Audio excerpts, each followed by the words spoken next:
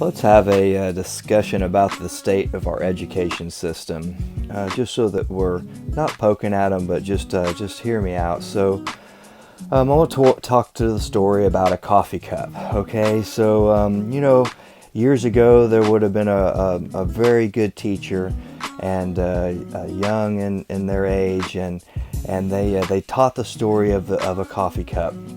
And the coffee cup, was is like the cup itself was described as our mind, and we pour information out of this coffee cup into here, and it's going to fill up, and so we consume the information. Some of it spills over and whatnot, but anyway, so this was a good analogy that people had for a long time, because they said, hey, if you're cup's full and you try to add more, it's just going to make a mess everywhere and you're not going to be able to take any in. But if you always consider your glass half full, you've always got room for more information. And so this was a great lesson for students, and so one year the coffee cup was broken, and so it was removed from the curriculum, from her lesson plan, I should say.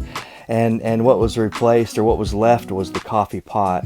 And so she began into teaching all about coffee, because the old story got old, and so the new story was, hey, with coffee, it's a great drink, it's caffeinated, there's a lot of truth about what happens with coffee, and then she begins to describe about how it gets to it, and through the system, and how people make money off of it, and how we've developed into small cups here that are easily thrown away, and so then the lessons change.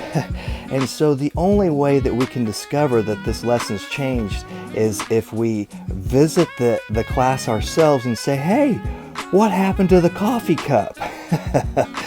Because otherwise it can get unnoticed that it's actually missing.